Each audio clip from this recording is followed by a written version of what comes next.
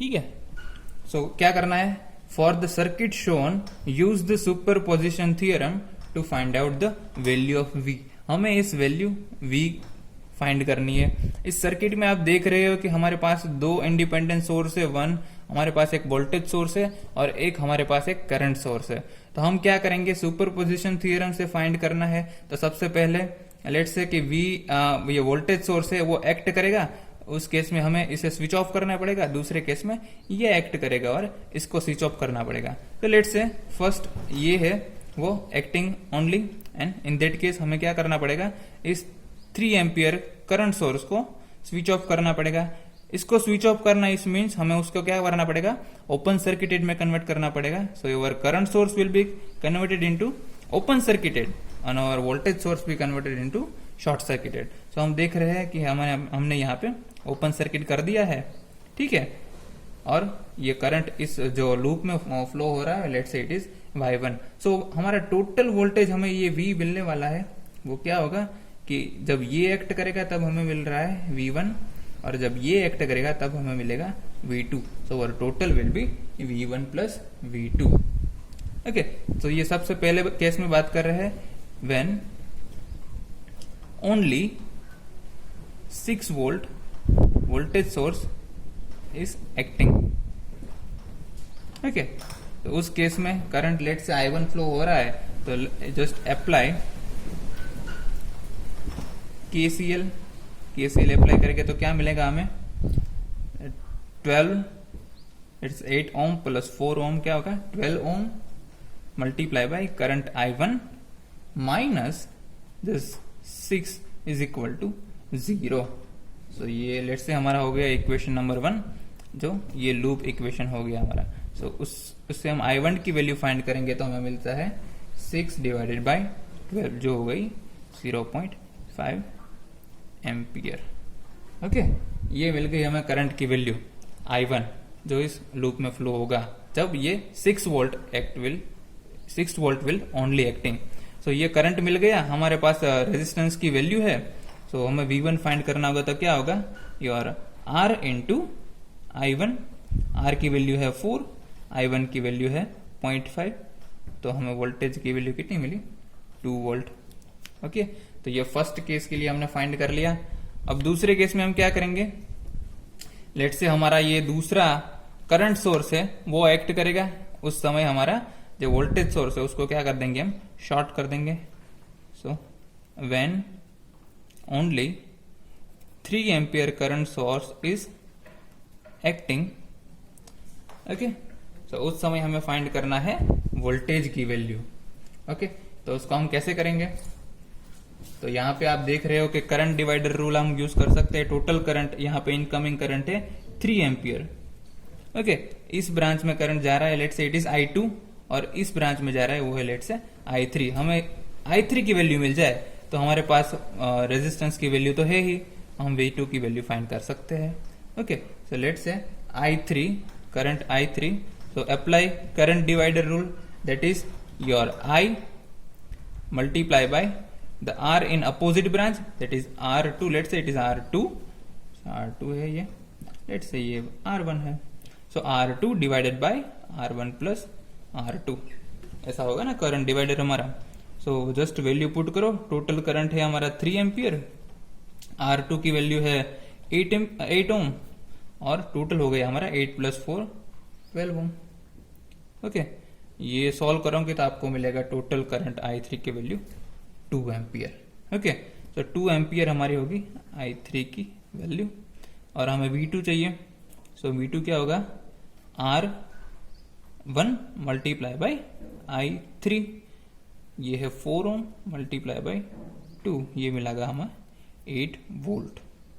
Okay, so इस voltage source की वजह से हमें वोल्टेज मिला वो है 2 वोल्ट, इस करंट सोर्स की वजह से मिला वो है 8 वोल्ट। सो हमें टोटल V1 यानी कि 2 वोल्ट प्लस V2 8 यानी कि 10 वोल्ट हमें मिलेगा this voltage across this 4 ohm resistor when both of this your current source and voltage source will be there in the circuit. Okay, so इस superposition की theorem से हमने बहुत इजीली फाइंड कर लिया। ये आपको देखा है यहाँ पर हमें सिर्फ केवीएल ही लगाना पड़ा, यहाँ पे करंट डिवाइडर लगा के हमें अपना इक्विवेलेंट यहाँ पे वोल्टेज अक्रॉस कितना होगा ये मिल गया। ठीक है, ये बहुत इजी अप्रोच हो गया। हम एक और कॉम्प्लेक्स एग्जांपल सॉल्व करते हैं जिसमें हमारे पास एक डिपेंडेंट वेरिएबल भी होगा, तो उस केस में आप कैसे सॉल्व कर सकते हैं वो हम देखते हैं। ठीक है, ये रही हमारी सर्किट। हमें क्या फाइंड करना है, using superposition theorem find the value of I not. Okay, this I not की वैल्यू फाइंड करनी है और आई जीरो की वैल्यू फाइंड करनी है। ओके, हम यहाँ पे देखेंगे कि हमारे पास एक करंट सोर्स है, एक वोल्टेज सोर्स है।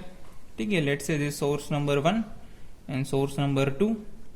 यहाँ पे हमारे पास एक और डिपेंडेंट सोर्स है, लेकिन मैंने आपको बोला था जब भी हमारे पास कोई डिपेंडेंट सोर्स हो तो उसको एज इट इज रहने दो, तो उसको हम काउंट नहीं करेंगे। हमारे पास 2 सोर्स है, तो हमें करंट की वैल्यू फाइंड करनी है, टोटल आई जीरो। तो कैसे करेंगे, तो सबसे पहले ये सोर्स एक्ट करेगा तब की वैल्यू मिलेंगी हमारे I zero, let's say it is dash, और दूसरी वैल्यू मिलेगी जब वोल्टेज सोर्स होगा तभी की, वो है आई जीरो डबल डैश। तो हमें आई जीरो डैश फाइंड करना है इसके लिए, फिर आई जीरो डबल डैश फाइंड करेंगे इसके लिए, और हमें टोटल उसको ऐड कर देंगे तो हमें मिल जाएगा टोटल करंट ये आई नॉट। ठीक है, ऐसी प्रोसीजर हम फॉलो करेंगे, स्टेप बाय स्टेप चलते हैं जिसके आपको समझने में दिक्कत ना हो। सबसे पहले let's say the current flowing in this is, let's say it is I1, यहाँ पे होगा I2 और यहाँ पे लेट्स से I3 है। सबसे पहले when our 4 ampere current source is acting only, तो ये 4 एम्पियर का करंट सोर्स एक्ट करेगा उस समय हमारा जो वोल्टेज सोर्स है उसको हमें क्या करना पड़ेगा, स्विच ऑफ करना पड़ेगा। It means voltage source will be represented as a short circuit. यहाँ पे आप देख सकते हैं कि हमने वोल्टेज सोर्स को क्या कर दिया है, शॉर्ट सर्किट कर दिया है। सो हमारा ये करंट होगा I1, ये हो गया I2 और ये हो गया I3। अब हमें इसको सॉल्व करना है, हमें फाइंड करना है I0 डैश, दैट इज यहाँ पे करंट फ्लो हो रहा है इस 4 एम्पियर की वजह से, उसको हमने नाम दे दिया I0 डैश। ओके, सो हमें I0 डैश फाइंड करना है। Let's say first apply KCL in loop 1। सो अगर हम लूप 1 में फाइंड करेंगे तो हमें मिल गया ये हमारा 4 एम्पियर का करंट सोर्स है, दूसरा कुछ है नहीं, तो हमें मिल गया I1 is equal to 4। Okay, same loop 2, उसमें KCL अप्लाई करो, क्या मिलेगा आपको, तो हमारा ये -3 हो गया I1, क्योंकि उसमें से I1 करंट भी फ्लो हो रहा है और I2 भी हो रहा है। और I2 करंट की बात करें तो 3 ओम होगा या वो 1 ओम एंड 2 ओम, तो it will be 3 + 2 + 1 6 multiply by I2। I3 current किस में से फ्लो होगा, तो ये 1 ओम रेजिस्टेंस में से, डायरेक्शन आप देख सकते हैं तो यहाँ पे आएगा -I3, और यहाँ पे आप देख सकते हैं कि हम लूप में क्लॉकवाइज डायरेक्शन में जाएंगे तो नेगेटिव साइन आएगा, तो फिर ये हो गया 5I0 dash is equal to 0। Okay, so loop 2 का आपको इक्वेशन मिल गया। ऐसे ही हम फाइंड करेंगे किसके लिए, तो लूप 3 के लिए। ओके, तो लूप 3 में आप KCL लगाओ, आपको मिलेगा -5I1 -I2 plus 10I3 plus 5I0 dash is equal to 0। Okay, you can easily find this. So हमें इसमें टाइम वेस्ट नहीं करूंगा, आप समझ सकते हैं। ठीक है, जब भी हमारे पास कोई डिपेंडेंट सोर्स होगा उस वक्त हमारे पास 3 लूप हो गए तो हमें 4 इक्वेशन चाहिए, क्योंकि ये डिपेंडेंट सोर्स का ये जो वैल्यू होगा उसको भी फाइंड करना है। तो let's say we are considering this node, तो उस नोड पे आप KCL लगाओगे तो मिलेगा कि भाई at node O, okay, incoming current that is I3 is equal to, sorry, incoming currents are I0 dash plus I3 is equal to हमारा आउटगोइंग करंट मिलेगा I1। अब I1 की वैल्यू हमारे पास ऑलरेडी है, I1 की वैल्यू हमारे पास क्या है 4। सो 4 यहाँ पे पुट करो तो आपको मिलेगा that I3 is nothing but 4 minus I0 dash. Okay, so ये 4 इक्वेशन मिल गए, इक्वेशन नंबर 1 2 3 और ये 4 इक्वेशन हमारे पास है। ठीक है, ये I3 की वैल्यू हमें मिली, तो I3 की ये वैल्यू है हमारी इक्वेशन 4 की, आप इसमें पुट करो और I3 की ये वैल्यू आप इसमें पुट करोगे तो आपको दो इक्वेशन मिल जाएंगे जो आई नॉट के फॉर्म में हो गए। ठीक है, I1 की वैल्यू हमारे पास है तो I1 की वैल्यू इसमें पुट कर दो 4 एम्पियर, यहाँ पे भी I1 की वैल्यू पुट कर दो 4 एम्पियर। ओके, I3 की वैल्यू यहाँ पे है और यहाँ पे है, वो पुट करनी है तो वो आएगी हमारे आई नॉट के फॉर्म में। तो हमारा इक्वेशन मिलेगा आई नॉट के फॉर्म में और I2 के फॉर्म में। वो इक्वेशन कुछ दो ऐसे रहेंगे, 3I2 minus 2I0 dash is equal to 8, I2 plus 5I0 dash is equal to 20। Okay, आप जस्ट वैल्यू पुट करो ये दो और आपको ये दोनों इक्वेशन मिलेंगे और इसको आपको सोल्व करना पड़ेगा। तो आपको I2 की वैल्यू मिलेगी और I0 की, और जो I0 की वैल्यू मिलेगी वो है 52 डिवाइडेड बाय 70 एम्पियर्स। ओके, ठीक है, मैंने ये पहले से ही कैलकुलेट करके रखी है। तो ये हमारी एक वैल्यू मिल गई, दैट इज 52 डिवाइडेड बाय 17। अब हमें फाइंड करनी है I0 डबल डैश की। वो कैसे मिलेगी कि अब ये सोर्स एक्ट करेगा और इसको हमें क्या करना पड़ेगा, ओपन सर्किटेड में कन्वर्ट करना पड़ेगा। तो मैंने सर्किट पहले से ही बना रखे रखी है आपके लिए। ठीक है,